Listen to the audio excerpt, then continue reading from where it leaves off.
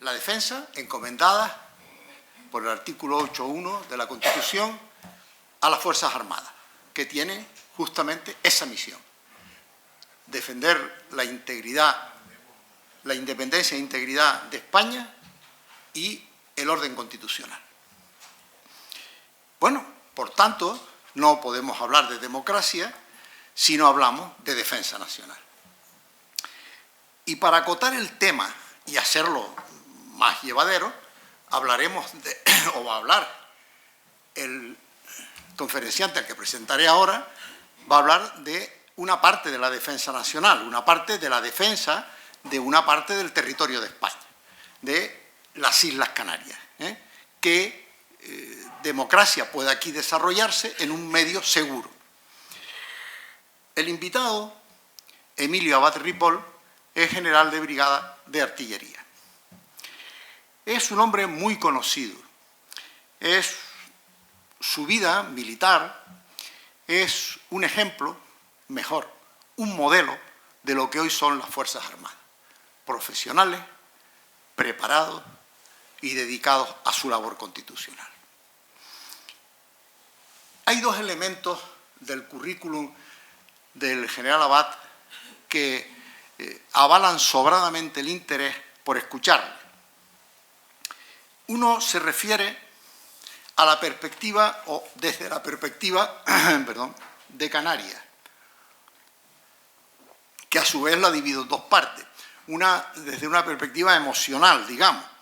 Él ha visto aquí crecer a sus hijos y está viendo crecer a sus nietos. Quiero decir, está integrado en esta sociedad desde hace ya muchos años. Pero además fue jefe del Estado Mayor del Mando de Canarias. Con lo cual, la visión estratégica, la visión de conjunto desde la perspectiva de la defensa nacional es más que sobrada, es más que suficiente. Pero además tiene otro añadido que lo hace verdaderamente ideal para hablarnos de esto, que es hombre que tiene una visión de lo que es hoy quizá la punta de lanza de las Fuerzas Armadas, que es su labor en el exterior. Él fue agregado militar, se llama agregado de defensa, en la Embajada de España en Turquía durante 3 años. Pero además de eso, en el año 1995 al 96, fue el jefe del contingente que España destacó en la antigua Yugoslavia y además jefe del Estado Mayor de esa Fuerza de Paz de las Naciones Unidas. Claro, en ese momento España llevaba 6 años solo, desde 1989, dedicado a misiones en el exterior. Hoy es piedra angular de la política exterior de España. No se entiende desde el doble perspectiva de la solidaridad internacional, pero sobre todo de la seguridad española. En estos 20 años, según la página web del Ministerio, no tengo otra información, han pasado 150.000 efectivos de las Fuerzas Armadas que han estado en las misiones en el exterior. Pues claro, con esta doble perspectiva está asegurado lo que nos vaya a contar el general Abad, y por mi parte no tengo más, sé que todos lo conocen, que presentarlo, que para mí ha sido una tarea muy honrada. Tiene la palabra el general Abad. Muchas gracias.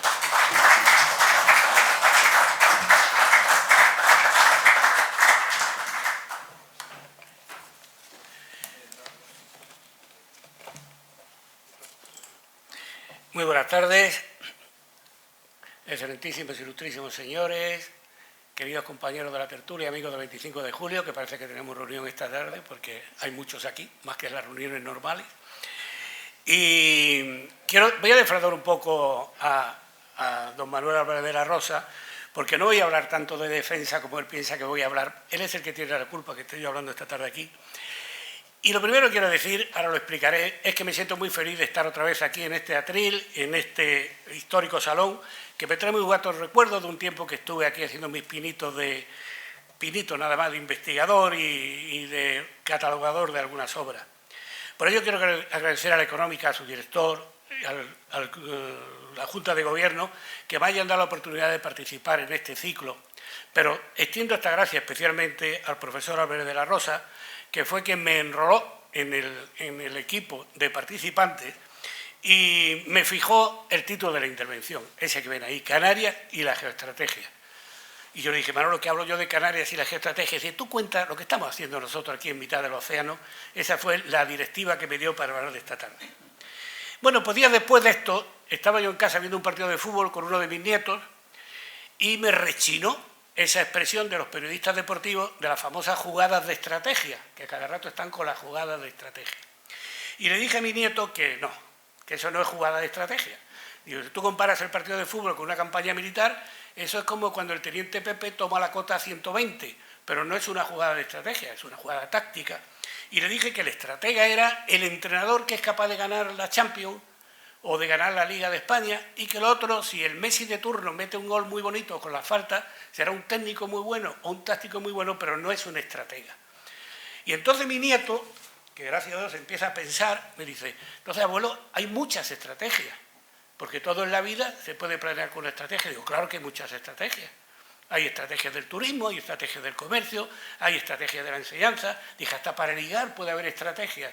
Fíjate si la cosa es importante. Y entonces se me ocurrió cambiar el título, y en vez de el que me había dicho don Manuel, pues fue este, Canarias y las geoestrategias, en plural. Claro que para hablar de eso no hay que referirse solo a la geoestrategia.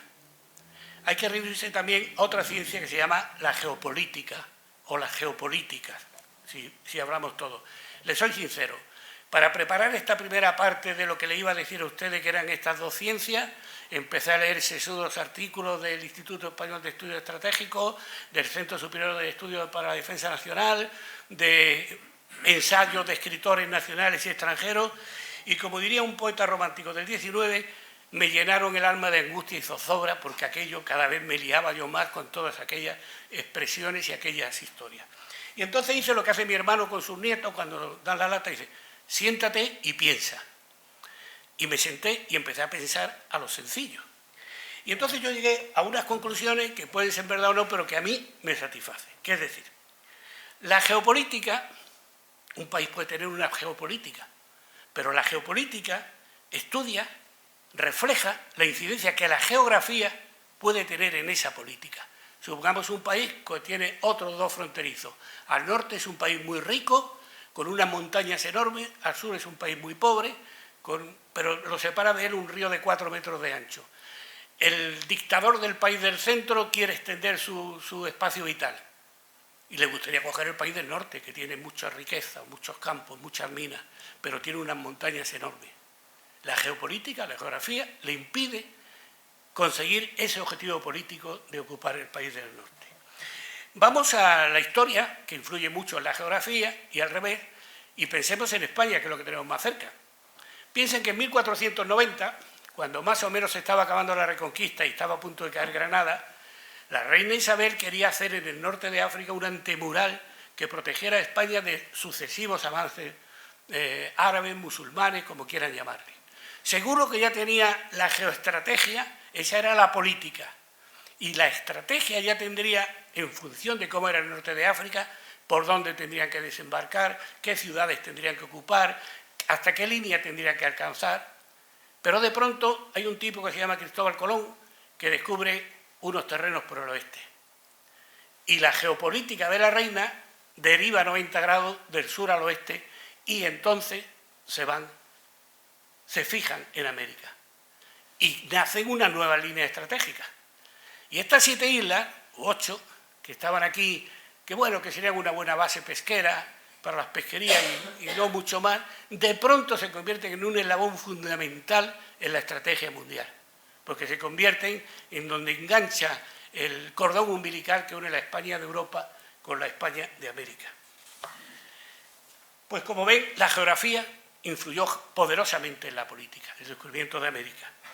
Pero bueno, valga el ejemplo, han pasado muchos años, estamos acabando la primera quinta parte del siglo XXI y lo que quería don Manuel, geopolítica, geoestratégicamente hablando, ¿qué hacemos aquí en mitad del Atlántico? Y también, ¿qué podemos hacer en un futuro? Cualquier estudiante de instituto, bueno, espero y deseo que cualquier visitante de instituto sea capaz de decirnos que formamos parte de la Macaronesia. Ya saben que esos archipiélagos, las Azores con 8 o 9 islas, la isla de Madeira, los Roques de la Salvaje son portugueses, y abajo Cabo Verde, también con 8 o 9 islas, y nosotros. Muy bien, el alumno lo ha hecho muy bien, pero faltan más cosas, es verdad, pero faltan más cosas para llenar el cuadro. Canarias, añadimos, es una de las 17 comunidades autónomas de España, si incluimos Ceuta y Melilla, que son más o menos, pues son 19, es una parte de España. Y en consecuencia, lo que España haga en todas las partes influye en Canarias. Ahí tenemos que España está interesada por Europa, por el Mediterráneo, y como consecuencia a Canarias le afecta lo que España tenga en Europa, lo que España haga en el Mediterráneo, lo que España haga en el Atlántico Norte con la OTAN, en toda Iberoamérica. Pero aquí surge un factor nuevo, que es España está muy interesada ahora en el Sahel, en esa banda de la que hablaremos dentro de unos momentos. Y entonces ya no estamos solos, ya no estamos como en tiempos de Ptolomeo, 7 roques perdidos en mitad del océano, sino que ahora estamos muy influenciados por la política de España, por la geopolítica de España. Pero también España pertenece a la Unión Europea y somos un territorio sometido a las leyes, a la normativa europea, incluso somos una región con un estatus especial de ultraperiférica. Y también España forma parte del Tratado del Atlántico Norte. Luego también nos afecta a Canarias.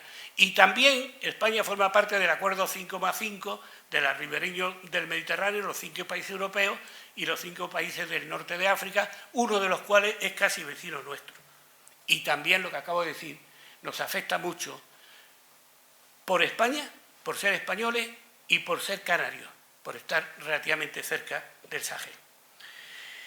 Hay que reconocer, como decía el teniente general Ballesteros, cuando vino aquí a dar una conferencia en el año 2013, que era entonces director del Centro Superior de Estudios de la Defensa Nacional, que estamos en una de las regiones más prósperas, más desarrolladas y más seguras del mundo. Pero lo más importante, decía el general Ballesteros, es el potencial para seguir creciendo a pesar del pesimismo que a veces nos paraliza. Es cierto, aunque miremos un ala entrando en Google Maps o veamos esas bonitas fotos que nos mandan los astronautas desde arriba, ya no somos unos roques perdidos en mitad del Atlántico. Pero hay una cosa que sí es cierta. Canarias ofrece muchos aspectos singulares, o si se quiere, diferenciales. Somos la más meridional de las regiones europeas. No tenemos frontera terrestre con ningún país. Estamos situados en una histórica encrucijada de caminos navales. Disfrutamos de unas condiciones climatológicas que hacen la existencia más agradable y soportable. Somos, en fin, islas. Islas con ese hecho que pocas veces se nota desde fuera. La doble insularidad, que es una cosa que desde fuera no se acaba de comprender muy bien. Y tenemos, por tanto, en diferencia en aspectos comerciales, económicos, de seguridad, de conectividad, que son necesarios tener en cuenta. Por ello, la geopolítica española, la política española en lo que respecta a Canarias por su situación, debe estar mediatizada por esas especiales características y por otras muchas que tendrán ustedes en mente seguramente. Y en su línea maestra, la política española y la política canaria debe tender a soslayar las dificultades que tenemos por la insularidad, por el aislamiento, etcétera, etcétera, y también aprovechar las ventajas que tenemos y muchas. Y las consecuencias de esa geopolítica nacional serán las líneas de acción que la geoestrategia nacional debe diseñar pensando en la consecución de los fines de la política. Bueno, pues ahora con lo que decía, defraudando un poco a don Manuel Álvarez de la Rosa, yo voy a hablar de otras geopolíticas y de otras geoestrategias que de momento no tienen que ver con la seguridad y la defensa. Llegaremos a ello al final. Podemos hablar de la geopolítica del turismo. Y yo no voy a descubrir nada nuevo diciendo que España es una gran potencia turística. Ahí en el gráfico vemos que el año pasado, con casi 83 millones de visitantes, fue el segundo país del mundo, después de Francia, delante de colosos como Estados Unidos o como China, y también de otros países con un enorme potencial como son Italia o Turquía, por la riqueza artística y patrimonial que tiene. Y los ingresos en turismo superaron el año pasado la enorme cantidad de 73.800 millones de dólares, y solo nos ganó Estados Unidos, que yo no sé por qué hay esa diferencia. No es que los precios estén mucho más caros allí, no lo sé, pero debe ser por eso esa diferencia tan enorme con respecto a los demás. Pues bien, dentro de esa gran potencia que es España, Canarias está en cabeza también. El año pasado fuimos la tercera comunidad autónoma, con Baleares nos cambiamos la medalla de plata, un año ellos y otro año nosotros, un poco lejos de Cataluña, pero Cataluña tiene la ventaja que los visitantes llegan por tren o por ferrocarril y aquí deben llegar siempre por avión, casi siempre por barco. Esa idoneidad de Canarias está avalada por los 15,6 millones de foráneos que vinieron el año pasado aquí, de ellos 13,7 millones de extranjeros. La aportación del turismo al sector canario supera el 35% y el número de personas que trabajan directa o indirectamente relacionadas con el turismo supera el 40% de los puestos de trabajo. Bueno, esto para algún curioso y para alguno que se quiera enfadar con meterse luego con Las Palmas, con Gran Canaria, pues la isla más visitada fuera de Tenerife, con casi 5.800.000 turistas, seguido de Gran Canaria con 4.400. Bueno, pues hasta aquí todo positivo. Esa es la realidad actual.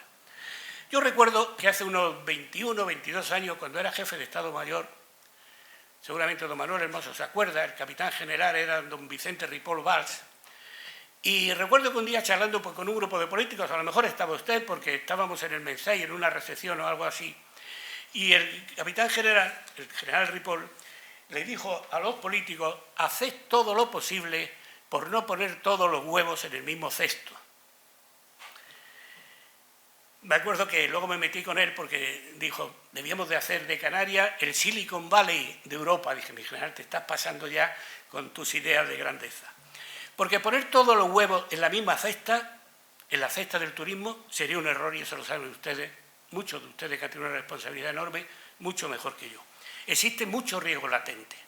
Acuérdense de la crisis de hace 8 o 10 años, acuérdense, o lo que puede pasar ahora con el Brexit, con el principal suministrador de turistas a España, o lo que ha pasado con el transporte, con Thomas Cook, con Ryanair, y además puede mejorar la situación de seguridad en otros países, como en Túnez, como en Argelia, como en Egipto, países que están cerca de Europa y que nos pueden traer visitantes, o países dentro de Europa con un enorme potencial como Croacia, por ejemplo, que nos puede quitar visitantes. Turquía también, entre Europa y Asia, nos puede quitar. Lo lógico es que geopolíticamente se siga apostando por el turismo como uno de los motores, de los pilares de la economía isleña. Por lo que geoestratégicamente hay que conservar determinadas líneas de acción, habrá que modificar otras y habrá que inventarse algunas nuevas. Por ejemplo, trabajar en la fidelización, que los turistas vengan un año y vuelvan el año siguiente y vuelvan el año siguiente, es una cosa que hay que trabajar. El diversificar la oferta, sol y playa está perfecto, pero también turismo rural, atractivas rutas dentro de las ciudades, museos, actos culturales.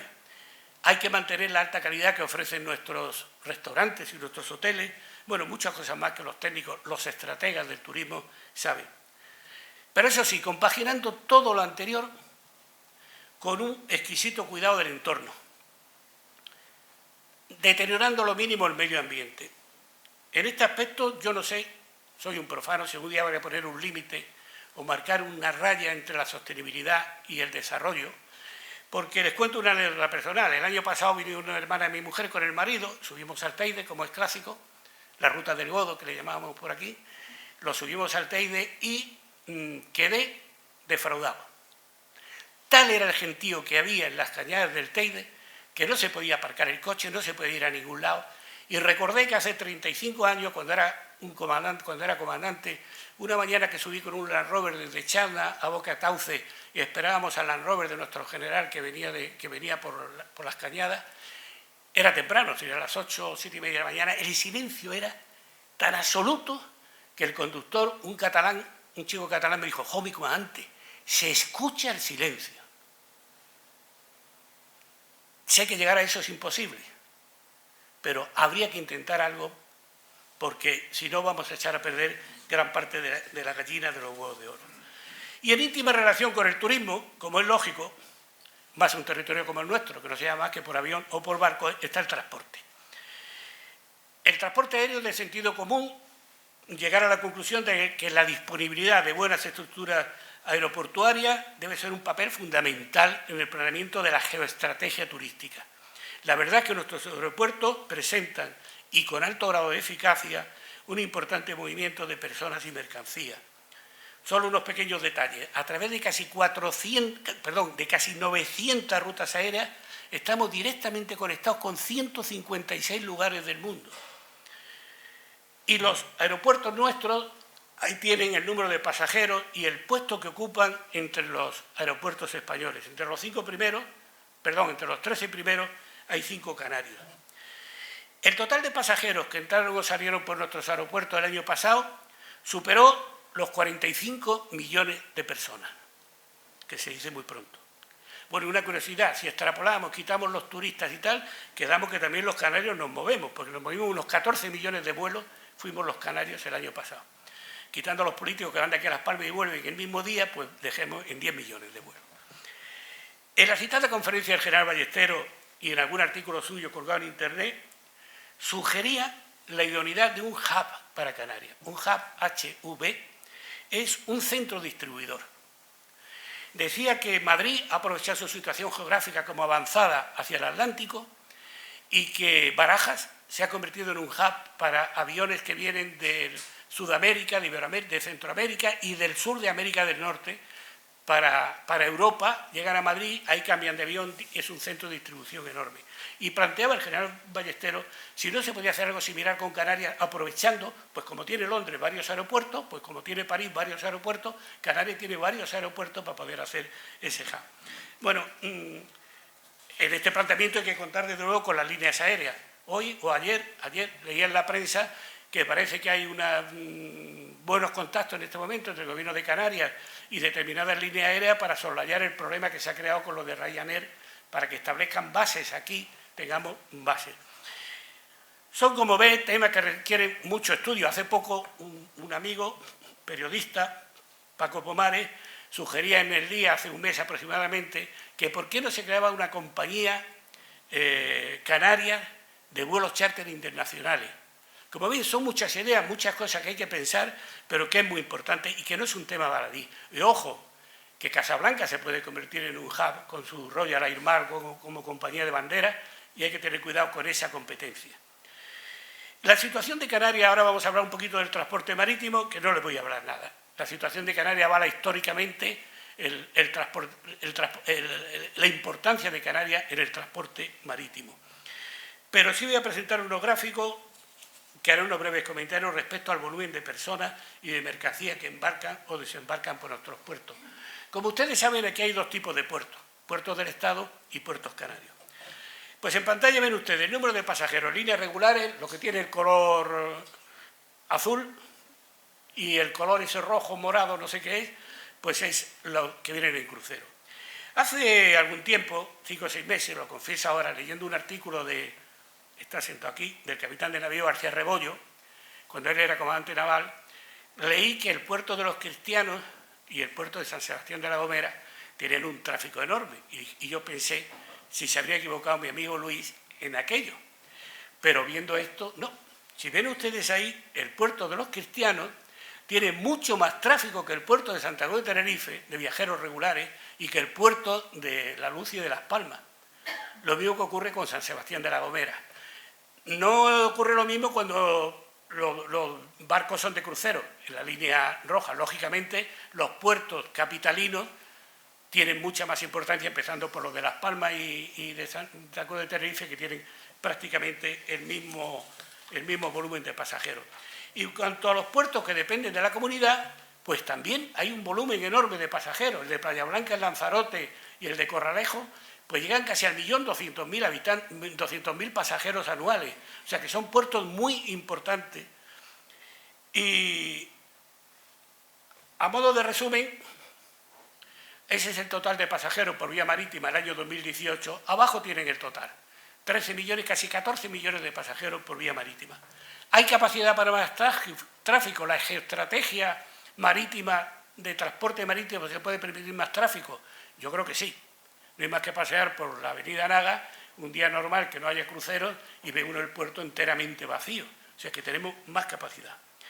Pero también había que pensar, las autoridades capitalinas, entretener más a ese personal de los barcos de cruceros que vienen, que como saben ustedes están 10 o 12 horas, los coge una guagua en el muelle, en esta isla los suben al Teide, o al Loro Parque, los bajan, los llevan y tal.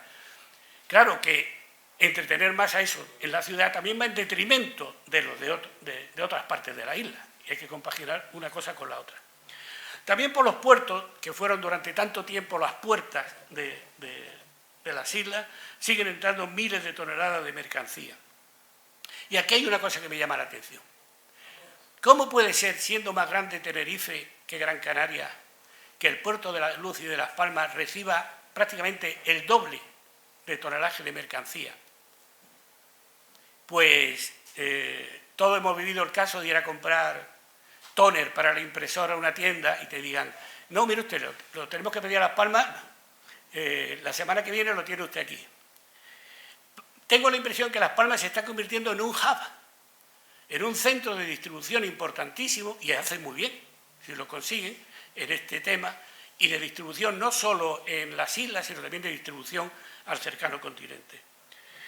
Y hace muy bien. Es una estrategia acertada.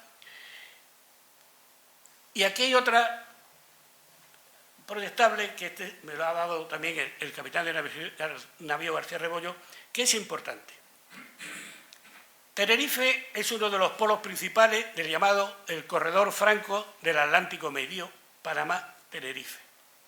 Es un sistema logístico multinodal, ven ustedes muchos puntitos, aprovechando los puertos francos de América, de África y de Europa.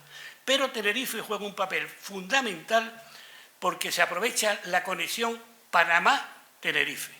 Esto se ha creado en el 2015, se le augura un buen éxito, y si es verdad que pudiéramos esto seguir en el futuro, pues sería un huevo que sacaríamos de la cesta con otra forma de buscar el futuro.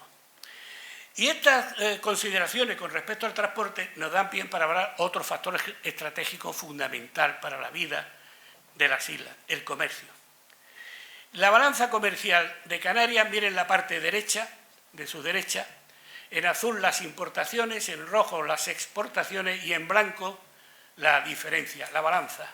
Es tremendamente deficitaria. Solo exportamos aproximadamente el 21% de lo que importamos. O sea, 4 veces más se importa. Estas importaciones dependen en su mayor parte del resto de España y del resto de Europa, y así como las exportaciones van hacia el resto de Europa y hacia el resto de España. Pero no me quiero quedar en así la frialdad de este cuadro y quiero hacer una reflexión en voz alta. Hace poco hablaba con un amigo aquí sentado, con Juan Tou, del mando unificado. El año 88 se creó la estructura de mandos operativos en las Fuerzas Armadas Españolas y se crearon 4 mandos operativos de primer nivel, que eran el mando operativo terrestre, el mando operativo naval, el mando operativo aéreo y el MUNICAN, el mando unificado de Canarias.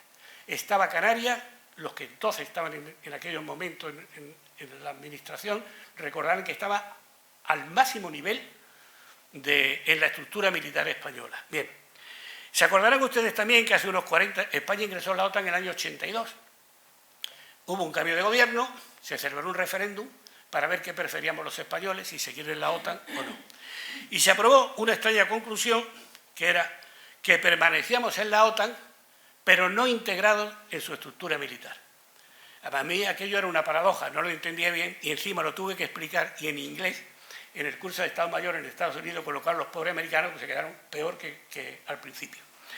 Bueno, como consecuencia de aquello, hubo que hacer 6 acuerdos de coordinación con la OTAN para, en un momento determinado, apoyar la OTAN. Recuerden que no se había derribado el muro de Berlín, no se había deshecho la URSS ni el Pacto de Varsovia y la amenaza estaba ahí latente. Bueno, uno de aquellos acuerdos se llamaba de utilización del territorio español para recepción y tránsito de refuerzos y apoyo logístico aéreo y marítimo aliado. Utilización del territorio español para un refuerzo de la OTAN a un posible conflicto en Europa, en el norte de África, etc. Bueno, este acuerdo fue el más debatido, el más trabajoso, el que más trabajo nos dio a los que en aquel momento estábamos destinados en el Estado Mayor Conjunto del Mando Unificado, marinos, aviadores y terrícolas, y se comprendía en aquellos momentos la enorme importancia que tenía el archipiélago como una base logística de almacenamiento, de distribución de todo tipo de materiales que vinieran del otro lado del Atlántico para esos posibles enfrentamientos. A Dios gracias, aquellos riesgos, aquellas amenazas ya pasaron, hay otros, pero no son aquellos en este momento. Pero olvidemos lo militar. Hemos dicho que somos parte de la Unión Europea, lo cual ofrece a las empresas que se quieran instalar en el archipiélago todo tipo de garantías de seguridad organizativa, de seguridad jurídica, etcétera, etcétera. Además, España le ofrece la estabilidad necesaria como país serio, como país responsable, para que se desarrollen aquí unas bases que apoyen, en vez del esfuerzo bélico, que es lo que se pensaba entonces, el desarrollo tecnológico de las empresas que tienen que nacer más pronto que tarde en toda la costa africana. O las que ya están instaladas. Marruecos tiene 100 empresas o así trabajando en minería. Además de eso, eso ayudaría a aumentar la disponibilidad tecnológica del archipiélago y daría puestos de trabajo a mucha gente, tanto técnicos como operarios. No puedo olvidar tampoco en esto del comercio de Iberoamérica, a ver si de una vez somos capaces de hacer una Commonwealth iberoamericana, de una vez. Y eso lo paso por alto porque todos ustedes tienen eso en la cabeza. Pero para todo esto que hemos estado hablando de transportes, de comercio, es fundamental contar con una extraordinaria red de comunicaciones y de transmisión de datos. En pantalla tienen un gráfico, no es tan complicado como parece, es mucho más sencillo. Tienen un gráfico en el que se ven las comunicaciones de Canarias con distintos cables en distintas zonas del mundo. Por ejemplo, en negro están todos los cables de Telefónica nuestra. Quitando este enlace, si un día este cable se cortara, el Hierro quedaría aislado de La Gomera. Miento, por cable, porque sigue conectado por vía satélite. Todo lo demás es redundante. El gomero que quiere hablar con La Palma tiene por aquí una línea y por aquí tiene otra línea. O sea que está todo conectado. Es tan importante, por ejemplo, este cable submarino ACE, que es costa de África y de Europa.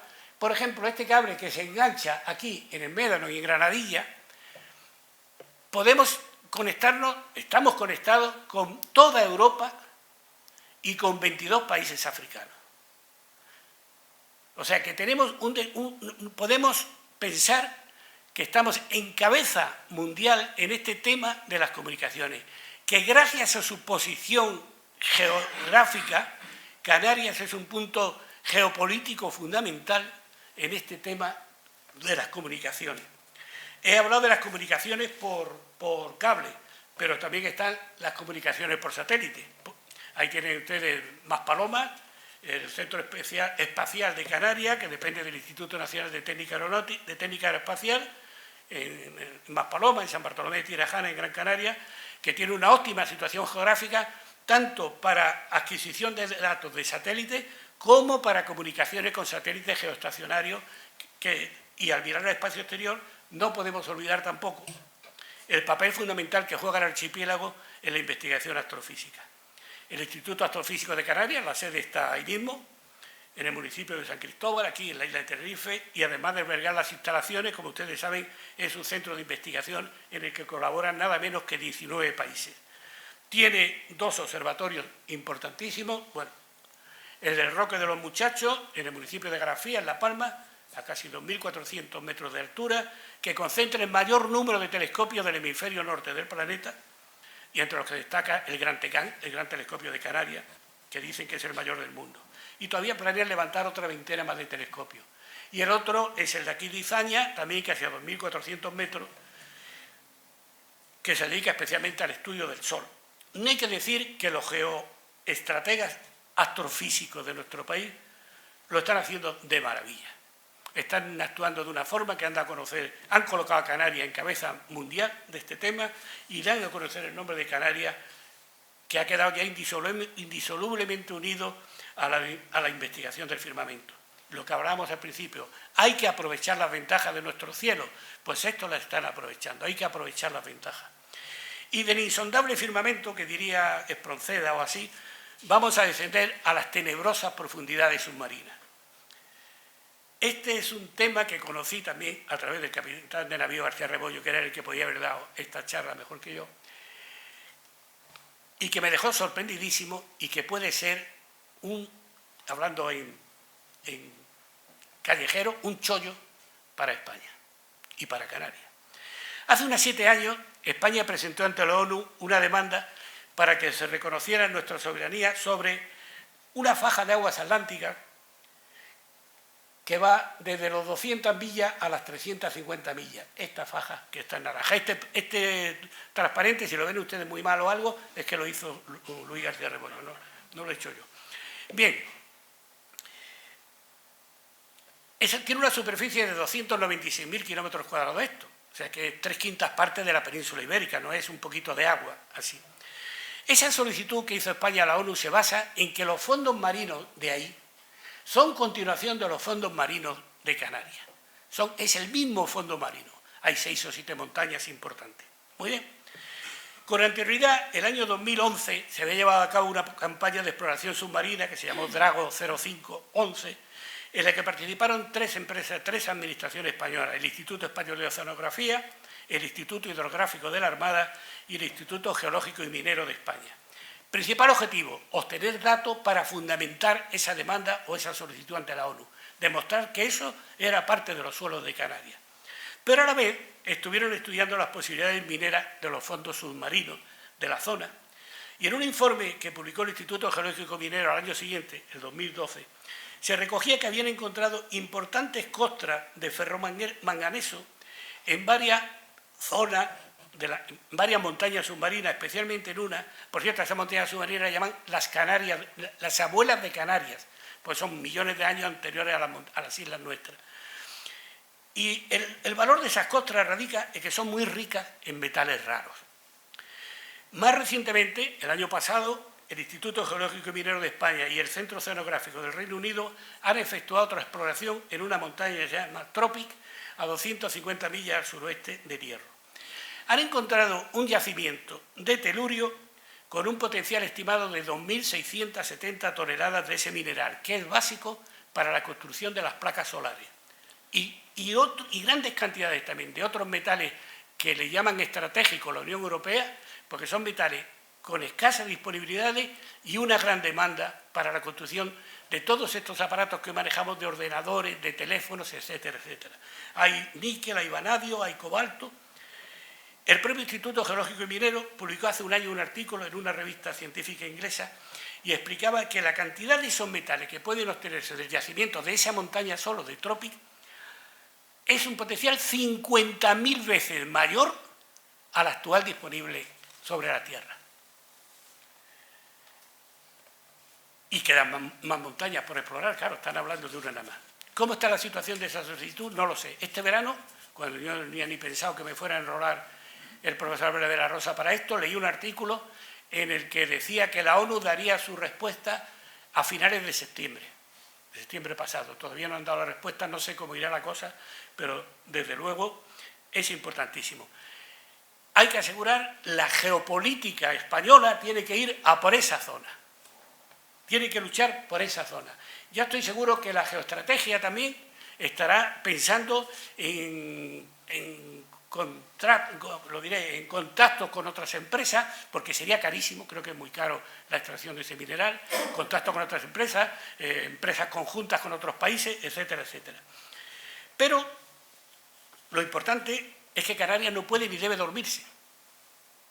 Canarias debe ser la sede de esas compañías prospectoras, de esas compañías explotadoras, de los centros de mantenimiento de materiales y buques, y debe pensar Canarias geoestratégicamente en la preparación de técnicos superiores, lo que supondría, y de técnicos superiores y de obreros especializados que se puedan necesitar. Bueno, yo podría seguir hablando de geopolítica, de la pesca, de la agricultura, pero eso se lo saben ustedes, estoy seguro, mucho, y más en esta casa, en la Real Sociedad Económica, que estas cosas se han hablado muchas veces. Pero vamos a hablar de un tema ya, el que le gustaba a don Manuel, que es el de la seguridad. Una seguridad que siempre fue absolutamente necesaria, no es un invento de ahora. Hace poco más de un mes, no, menos de un mes, el 12 de octubre, estaba en el cuartel de la Guardia Civil de Ofra y canté el himno de de la Guardia Civil, que tiene una estrofa en la que hay dos versos. Uno dice: por ti cultivan la tierra, y el siguiente: la patria goza de calma, refiriéndose a la Guardia Civil.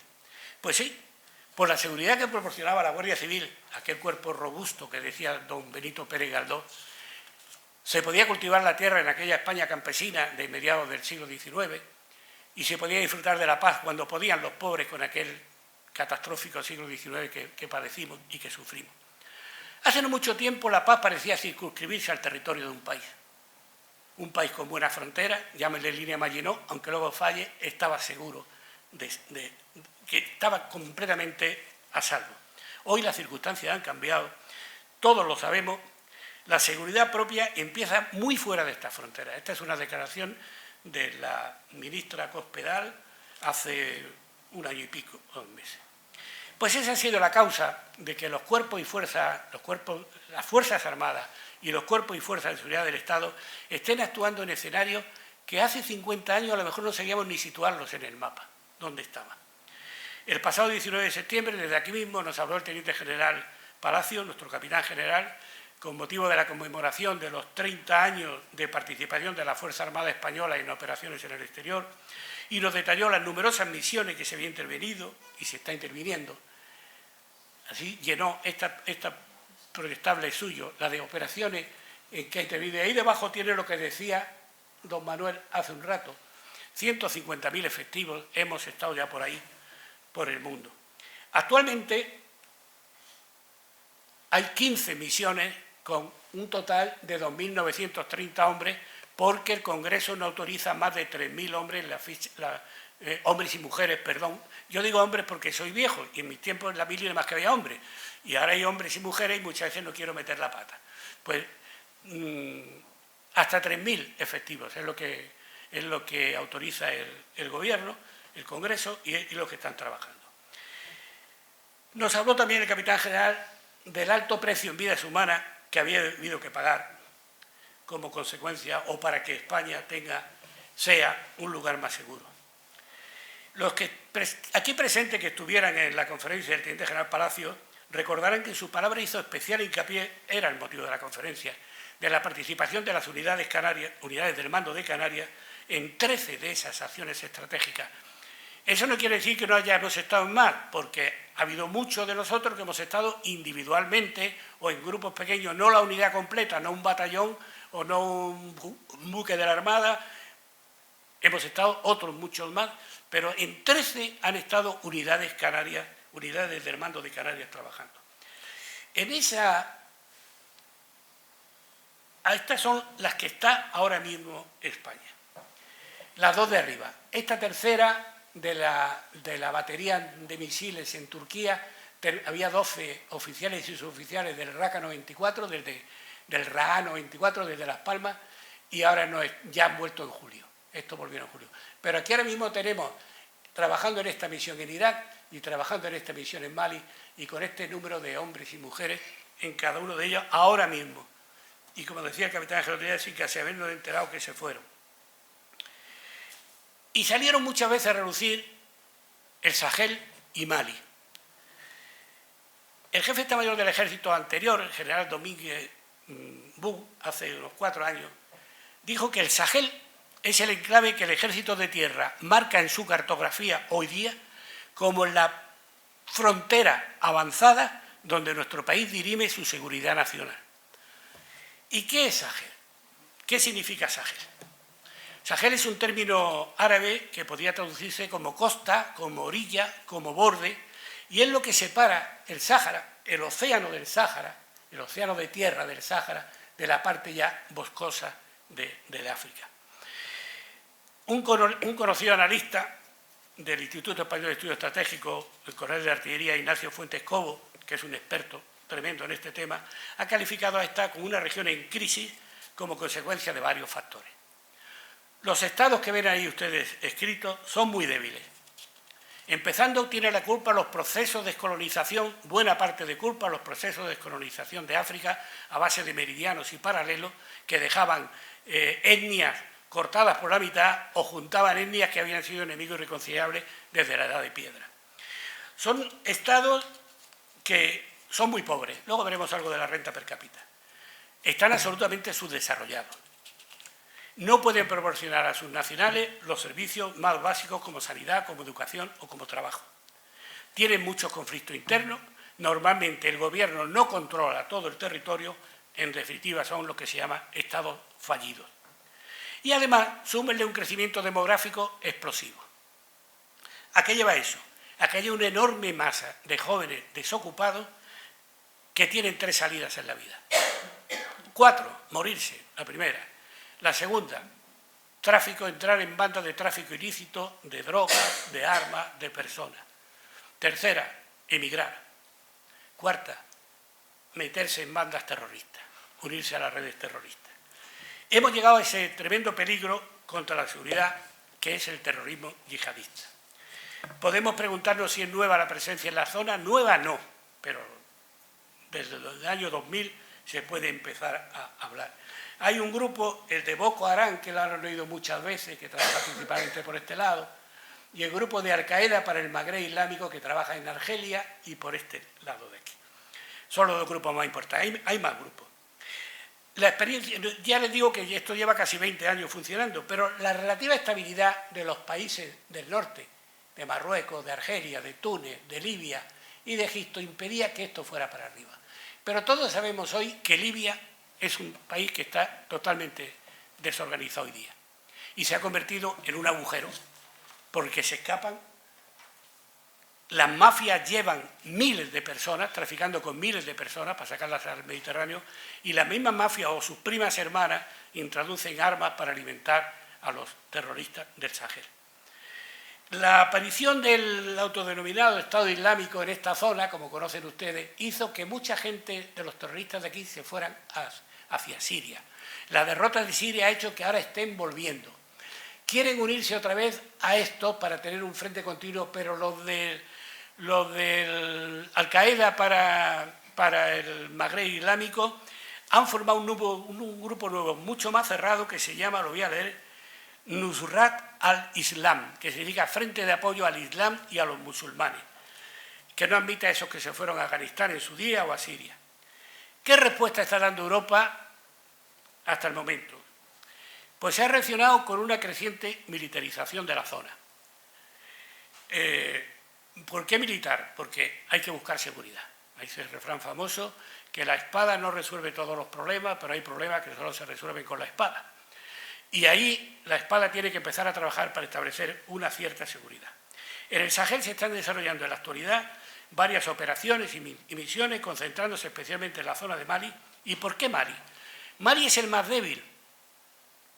Y es el más débil porque está dividido en 2 partes totales. La parte norte son árabes, musulmanes y de tez más o menos blanca. La parte del sur son negros y cristianos animistas, con una mezcla del cristianismo y de las supersticiones antiguas.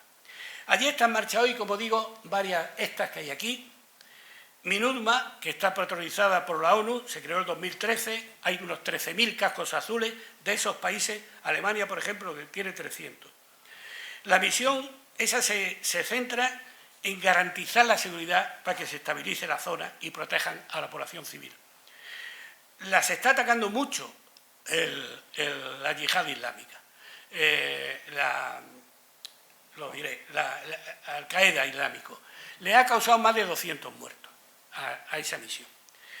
La otra operación es la Barkhane, que es una francesa militar, absolutamente militar, que está desde 2014 de lucha contra el terrorismo, estableciendo una serie de fuertes en los países que pongo ahí para evitar el paso hacia arriba de las bandas. Están en guerra continua, o sea que cada 8 o 10 días ha habido un combate, un ataque, un muerto, 2 muertos, pero siempre están liados. La tercera es la que estamos nosotros, la EUTM, o sea, de la Unión Europea, Training Mission, misión de entrenamiento de la Unión Europea. La lidera España actualmente. Hay 21 países de la Unión Europea y 4 que no lo son. Y que están haciendo es adiestrando al ejército de Mali para que ellos puedan establecer esa seguridad en sus propios terrenos.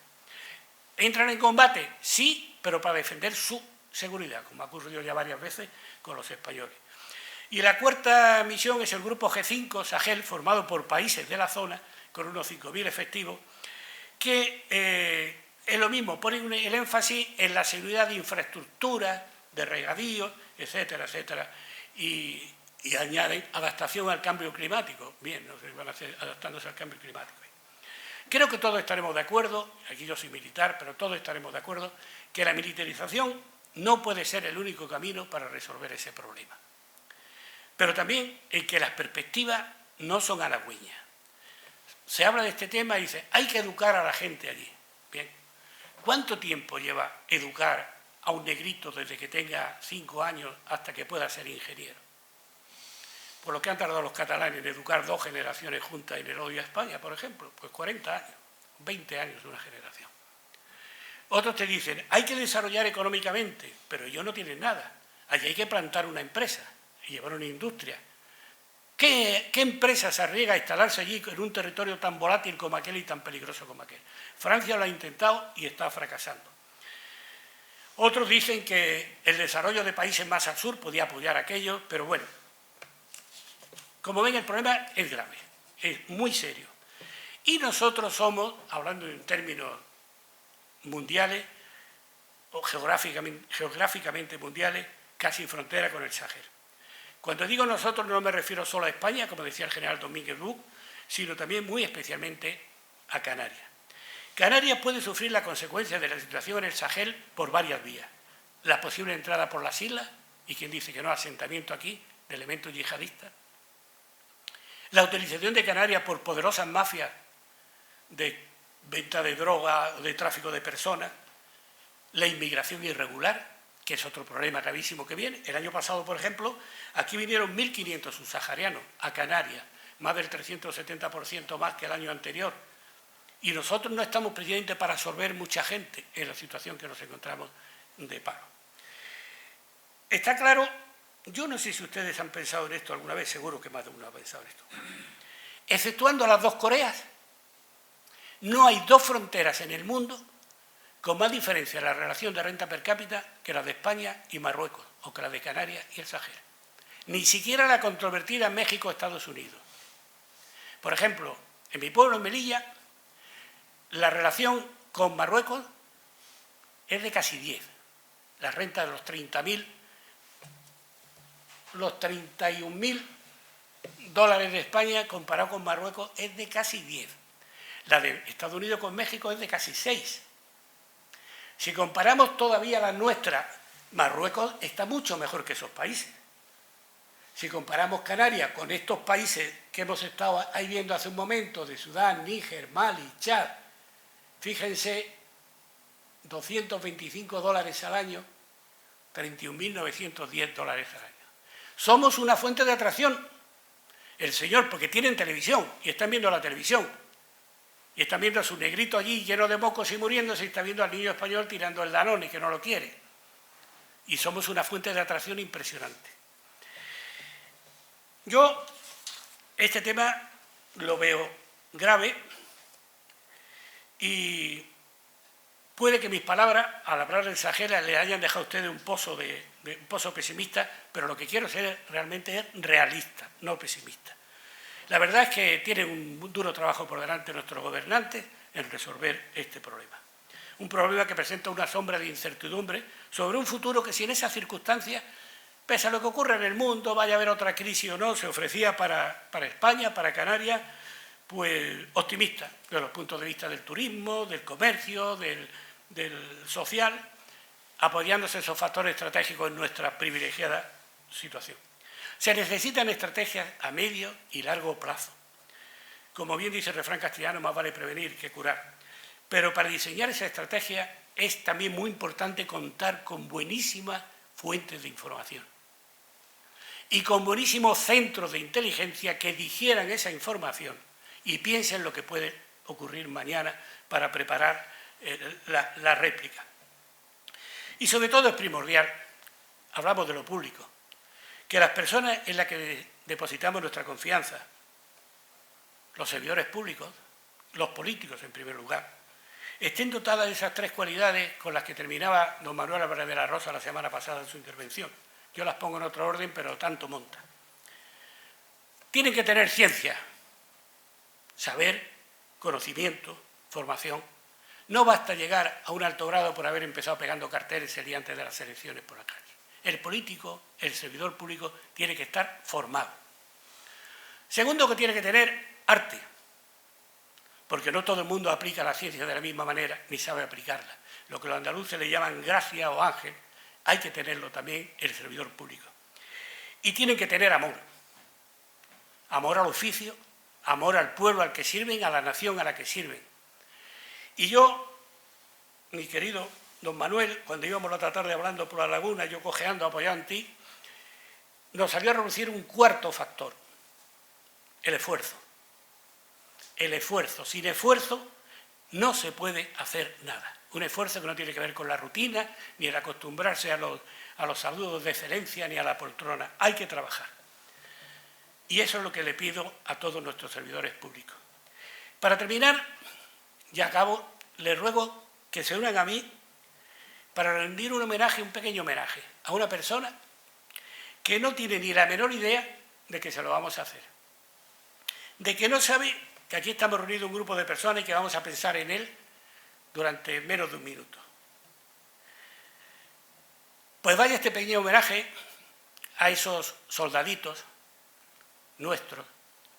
Vamos a pensar en uno nada más, soldadito español, que a lo mejor nació en Los Realejos, o en la Caleta de Sebo, o en la aldea de San Nicolás, y que ahora mismo acaba de entrar de puesto en Malí, frente al desierto, rodeado de los sacos terreros, con el casco puesto, el chaleco antifragmento, el fusil en las manos. Se fue hace varios meses ya, todavía le quedan una semana, y qué poco le echamos de menos. Qué poco se acuerdan de él nuestros medios de comunicación. Si fuera una señora artista que va a dar a luz, todos los días la tendríamos. Si fuera Messi que le duele el dedo izquierdo del pie derecho, todo el día lo tendríamos en la tele. Y estos hombres que están por nuestra seguridad allí, hombres y mujeres, nadie se acuerda de ellos. Quizás se acuerden, sí, su familia, se acordarán su jefe, y ¿por qué no? Su virgen, a la que fueron todos juntos a despedirse el día que cogían el avión para irse a Mali o a Irak o donde se fuera.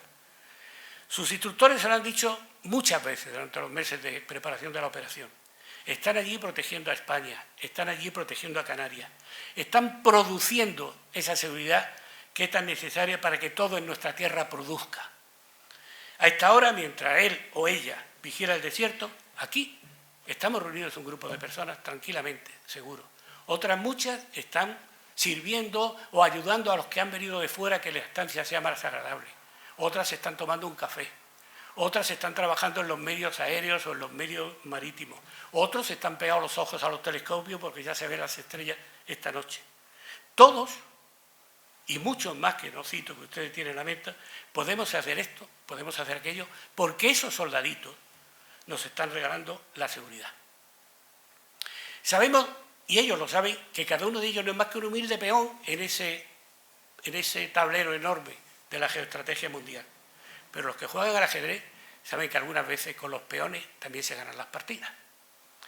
Y ya está. Ojalá por un capricho de naturaleza a ese soldadito, que está ahora mismo asomado allí en el puesto, le llegue con una brisa del desierto nuestra gracia. Y las gracias a ustedes también por su atención.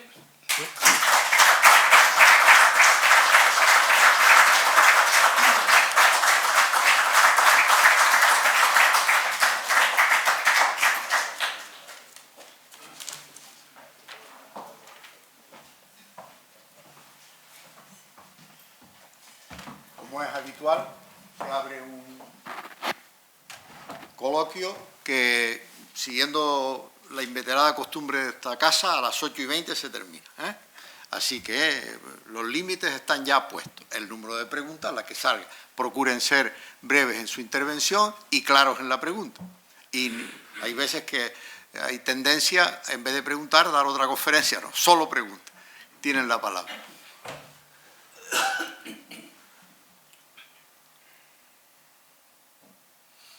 Ha quedado clarísimo todo. Si no me...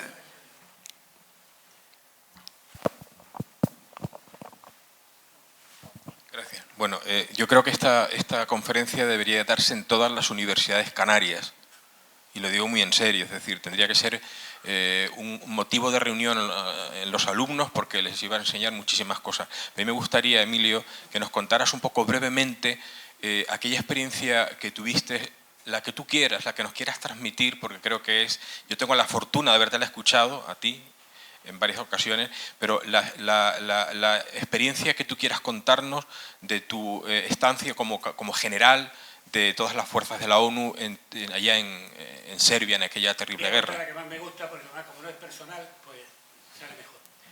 Era una tarde de noviembre del 95, se iban a firmar los acuerdos de Dayton. El micrófono, Emilio. Perdón. Era una tarde de noviembre del 95, se iban a firmar ya los acuerdos de Dayton por los que la ONU se marchaba de Yugoslavia y entraba a la OTAN. Y una de las cosas que había que hacer era pintar el mapa de Yugoslavia. Porque allí, por la noche, había una línea aquí, allí estaban los bosnios serbios, y allí los bosníacos, los musulmanes, y el capitán de aquí aquella noche se bebía una botella de raki, cogía su compañía, pasaba la línea y se iba 500 metros más para allá. Y al día siguiente teníamos en el cuartel general que la línea no estaba aquí, sino que estaba aquí. Y eso había que mandarlo a la ONU para que la ONU aprobara el mapa de Yugoslavia. Y yo venía de una reunión, habíamos tenido una reunión importante en Mostar, donde estaba nuestra agrupación, y que en aquel momento era la Aragón, y estábamos allí, y venía, perdonen la palabra, mi mujer nunca quiere que la diga, pero me sale cabreado. Yo venía totalmente cabreado por la cerrazón, el odio de las tres bandos sentados allí, que nadie daba a ceder. Yo iba mal. Bueno, íbamos bajando de Mostar hacia Ploče, al puerto de Ploče, donde esperaba un helicóptero para devolverme a Zagreb, que es donde estaba el cuartel general. Y de pronto, en una curva del camino, que hay fotos de esa curva porque era un puente destruido que habían levantado nuestros zapadores, y el camino es así, tal como voy yo, a la derecha estaba el puente. Había unas casas destruidas y había una pared en la que, en aquel momento, un señor, en aquel momento me pareció a mí mayor, hoy me parecía un chaval, pero un señor mayor y un chico, diríamos, de 30, 35 años, estaban desmontando un andamio de circunstancia, con una escalera, una tabla colocada. Y en aquella pared habían escrito con letras muy grandes, "Thank you, Spain". Yo les puedo asegurar que en aquel momento se me quitó el cabreo,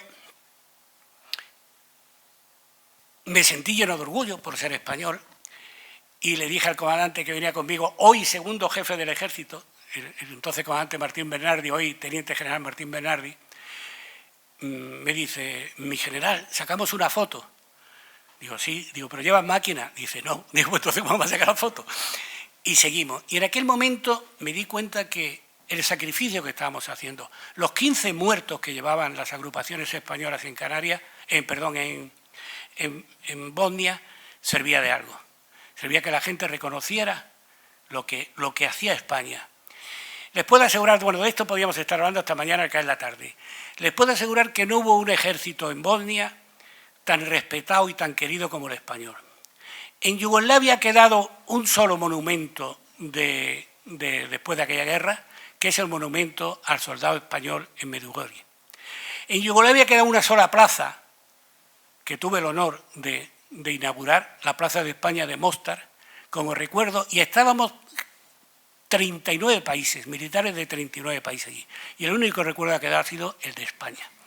Hasta el momento, con esos 150.000 hombres y mujeres que hemos visto reflejados, no tenemos un solo caso de violación de nada como tienen, desgraciadamente, muchos otros países. Somos mejores que la inmensa mayoría y no somos peores que nadie, pese a lo que pensamos nosotros.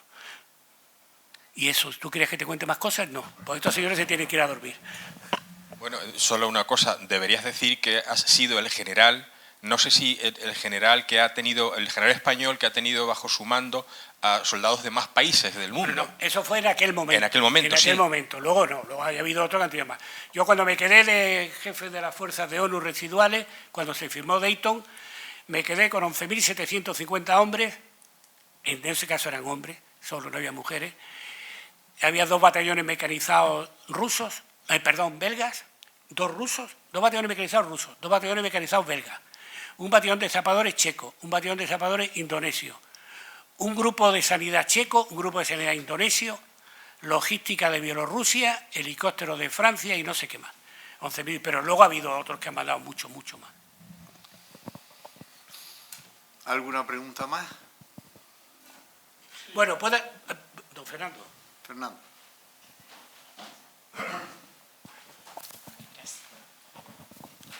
Buenas tardes. Yo el sábado estaba hablando no del contenido de su conferencia de esta tarde, sino de la respuesta de la Unión Europea ante los fenómenos migratorios. Y me refería a un dato que usted ha mencionado muy de pasada, o que ha mencionado, pero que a mí me parece que es trascendental y la decisión más importante que tiene que tomar la Unión Europea dentro de un mes que entra la nueva dirección de la Unión.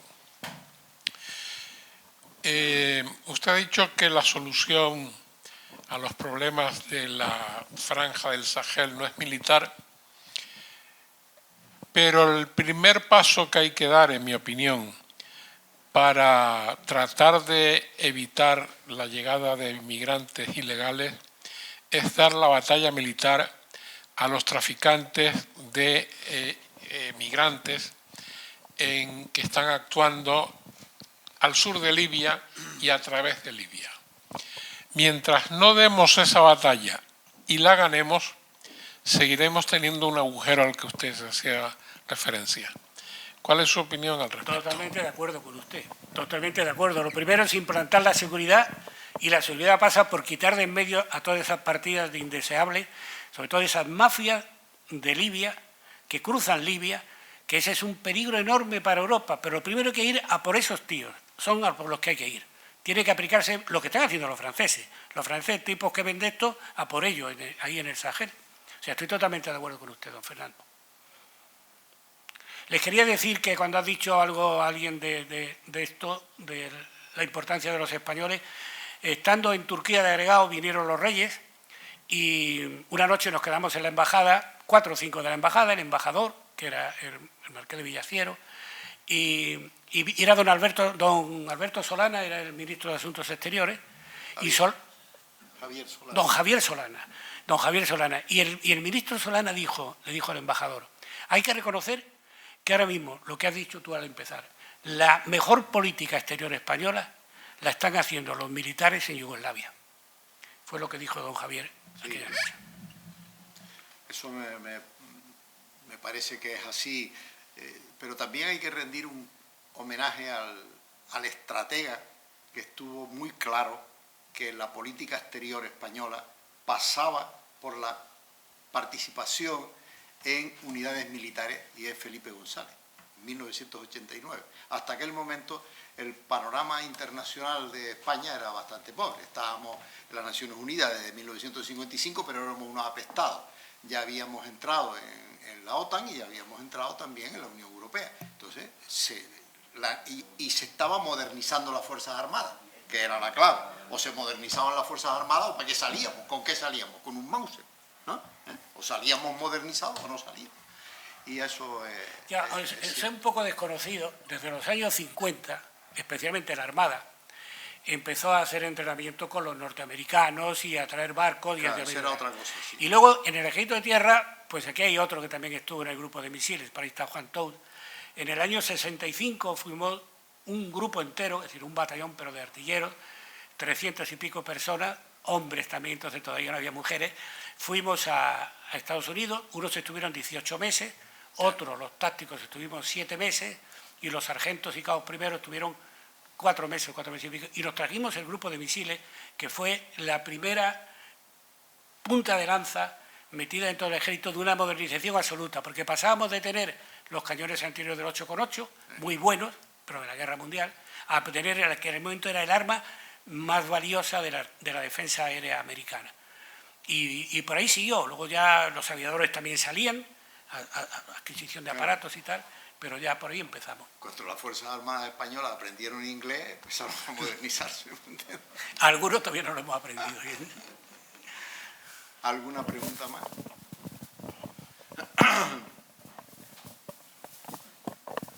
Sí, yo quería felicitarlo por su conferencia, que me ha gustado mucho. Han hecho aquí una observación sobre que estas conferencias se debían de dar en la universidad. Estoy de acuerdo. Pero yo quería remarcar una cosa. Yo creo que la transición española hizo muy bien la integración de las Fuerzas Armadas y la sociedad civil. Aunque alguien que sabe que soy felipista, pero también entró y dijo OTAN de entrada no, y después hubo que arreglarlo, porque primero dijo OTAN de entrada no. A niveles intelectuales, la sociedad civil altos, la integración y la comprensión y el respeto en las Fuerzas Armadas está muy bien hecho y está muy bien considerado. Todos los niveles que se hacen ciclos, por ejemplo, estos, las Fuerzas Armadas están presentes. En la universidad siempre se ha tenido una buena relación con las Fuerzas Armadas. Yo creo que donde hay que insistir no es en los niveles altos de formación, sino en los niveles bajos de formación. Yo creo que, y estamos viviendo un lamentable ejemplo en España, en Cataluña, donde hay que incidir en la formación es en los jóvenes, en los colegios y en los institutos, de enseñarles qué son las Fuerzas Armadas, qué es una sociedad civil, cómo se integra la defensa, porque a niveles altos se sabe. Y yo creo que es por ahí donde hay que quizás empezar a hacer esa integración desde pequeño. Decir que es Canarias, que es la historia de Canarias la que se debe aprender, cómo estamos todos formando unas cosas que hay que enseñarlas, pero de pequeños, no solo en la universidad, sino antes. Se hace trabajo en eso. Aquí hay una persona, está sentada detrás de usted a la derecha, José Manuel Ledesma, que dirigió un programa Conoce tu puerto durante muchos años, y los chicos que visitan, los niños que visitan el puerto de Santa Cruz, si los maestros quieren, al terminan la visita en Almeida. Y allí se les habla, se les enseña la bandera, se les enseñan cosas. Hay aquí personas como Jesús Villanueva, como Pedro, como Botana, todos mis compañeros de la tertulia, que hemos dado charlas en los colegios. El 25 de julio, por ejemplo, la tertulia se creó porque se iba a celebrar el bicentenario del 25 de julio y aquí todo el mundo pasaba, se ponía de perfil. Y se creó por eso la tertulia, yo no formaba parte. El padre de Dani García Pulido y Dani, Luis Cola, que crearon aquella tertulia. Don José Delgado, que está por ahí detrás también. Y sí, estoy totalmente de acuerdo. La cosa hay que empezarla en los niños. Pero claro, uno se encuentra que a veces, como este mismo año, el Día de la Fuerza Armada y la exposición en la calle, iba yo con unos nietos y se habían pintado, uno de mis nietos, el fino, el Quique, pues le habían pintado la cara de negro y de rayas y tal, camuflado, y pasó un señor que me dijo, eso es militarizar a los niños y enseñarles a matar. ¿Y qué le va usted a decir? Como si uno hubiera jugado a los indios, ¿no? Luego. Pero en fin. Sí. Hay que empezar por abajo. Sí. Pues si no hay más preguntas, muchísimas gracias por su atención y muchísimas gracias a Emilia Abad por lo que hemos aprendido esta noche de sus palabras. Nada más, se levanta la sala.